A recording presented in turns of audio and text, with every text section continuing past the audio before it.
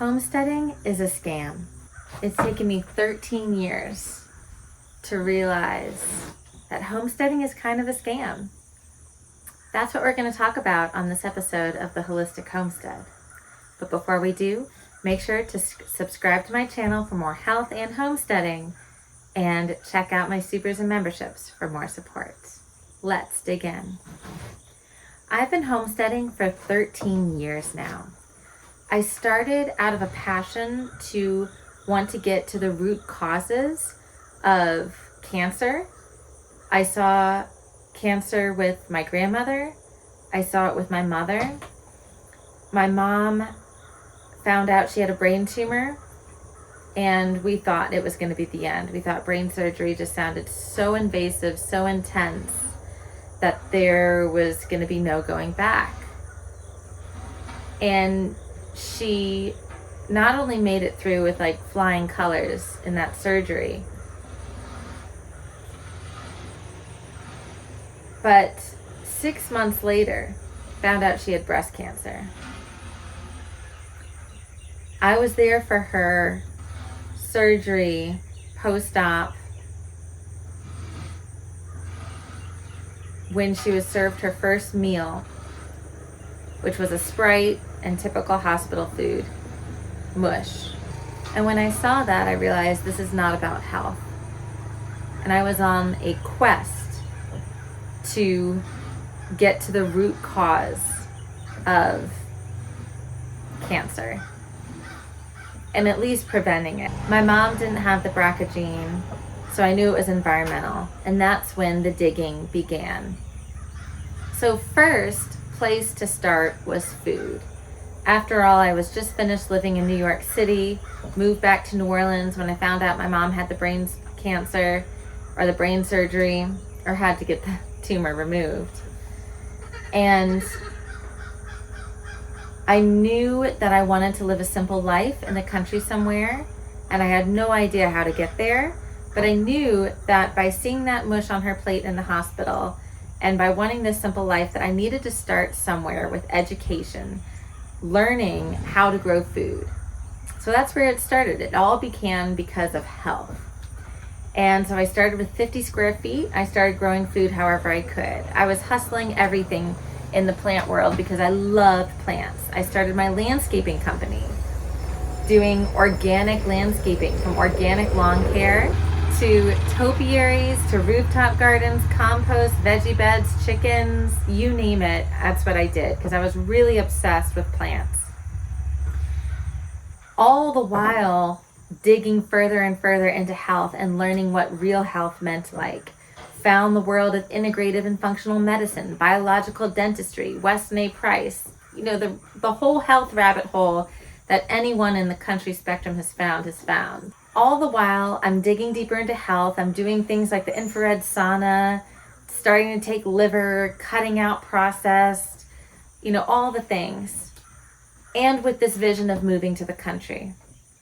My business goes from landscaping company to consulting all over the world. I'm guiding people all around the world how to build homesteads, helping them with design.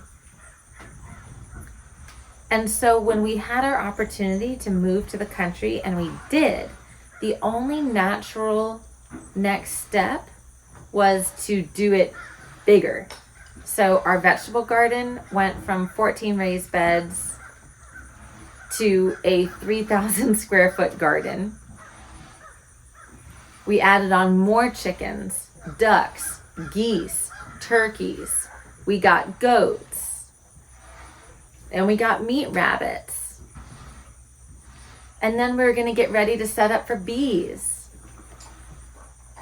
It just seemed like we were in this mindset of constantly adding on. Like, all right, we've conquered this. What else can we do? What else can we add on?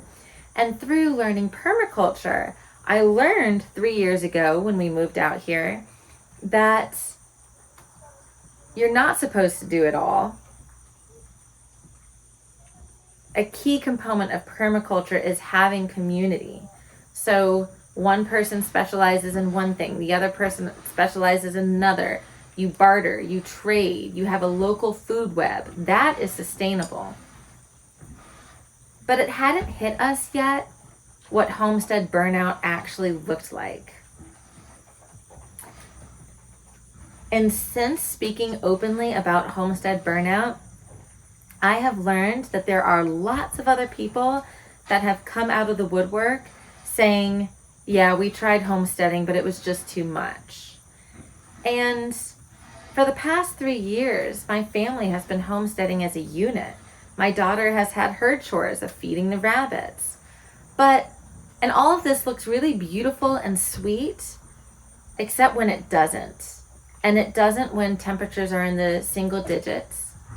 It doesn't when you get sick or you have to leave and go back to another state because that's where your family lives, your elders live, and they need you.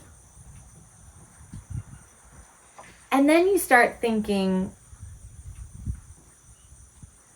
is this worth it? Because in the beginning, it was about health. It was about access to clean organic produce, raw milk, healthy food. But now we're living in a world that is driven by Maha, driven by demand, which has spoken with this last election, all those who are following RFK because of his stance on the environment and health. The world is shifting, and the demand for healthy food and clean food is there. And then I go back and I think, well, after health, it also became about self-sufficiency, sustainability, food independence. And all of that really derived from was fear. Fear of societal breakdown after 2020, seeing what was going on in cities and thinking we need to get out of here. We need to have our own system in place for when everything shuts down and we have to survive. Reading the book by Charles Schwab, COVID and the Great Reset, and seeing the plan that he was unveiling as to what would shift our world into a one government system. At the root of it all, it was all fear. And when I interview clients for one-on-one consulting, when I used to interview clients for one-on-one consulting, one of the questions I was always asked was, what is your why? And I can tell you, out of hundreds of answers, 95% plus of them was because of fear. Seeing what was going on in the world. That is the last place that you should operate anything out of, is fear. Nothing good comes from fear. Nothing.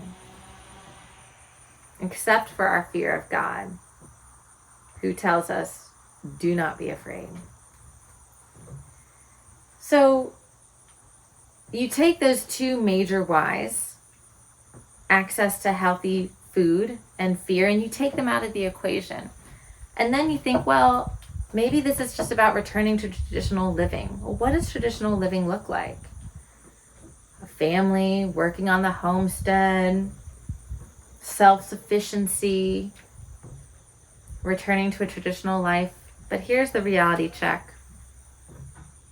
You can't return to a traditional life at a different time in history that we do not live in. Our world is different now. We do not live in that time. We do not live at the time of Little House on the Prairie, when we didn't have access, where we didn't have technology, when we weren't dependent on money. Oh, but you could live off the grid. Yeah, you could. But you're never completely free because you still will owe property taxes, even if you own your property outright. How do you make money for those property taxes? Are you going to make enough money on the homestead to pay your property taxes? Maybe.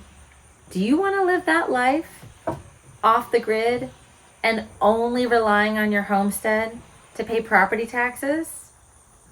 What does that life actually look like? Well, it looks like nothing of convenience. It doesn't look anything of modernity. So you have to think about people, what they look like, what they smell like, what they act like, who truly embody that life. And is that what you want? Or do you want the life you see on social media from homesteaders, influencers, beautiful families like Ballerina Farms who have beautiful systems in place? You have to ask yourself, what are the variables that contribute to the lifestyle?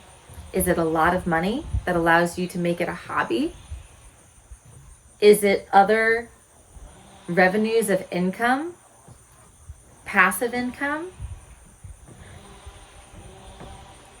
What are the other variables?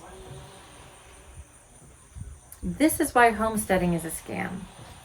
We were never meant to do it alone. Our world is different.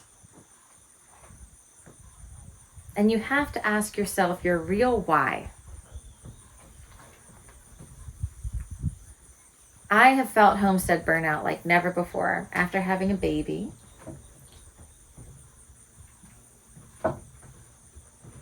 And having all these animals, all the stress, all of the heartache,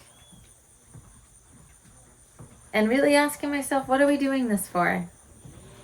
That's a really hard question to ask yourself when you're living what you thought was the dream 13 years ago. That, I've spent 13 years, I'm 40 years old, I'm gonna be 40. I'm gonna be 40. I spent from 27 to 40 pursuing this dream, all to then ask, is this really what we want? It's a big reality check. Joel Salatin says it in his book, Polyface Farm, that the average homesteader lasts 2 to 3 years because of burnout, because it's too much. It's taken on too much. But from his perspective, it's all about the systems that you've built. How did you build that system? There are sustainable ways. But even if you take on those systems, who's your crew? Is it grown children, sisters, brothers?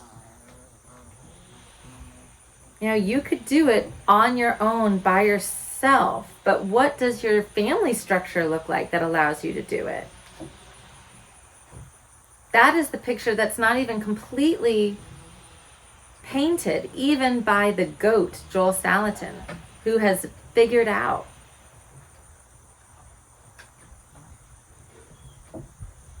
I am sharing all of this so that way you don't reach this point of putting thousands of dollars into infrastructure, years of your life, to then stop and say, is this really what I want?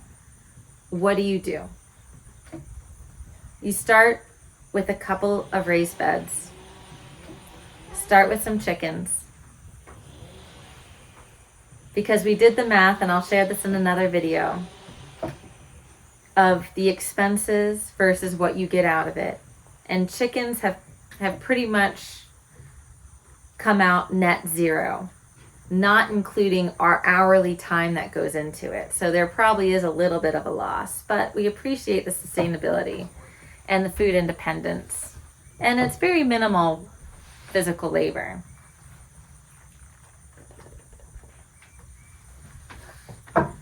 Don't hire contractors. Don't hire anyone to do anything.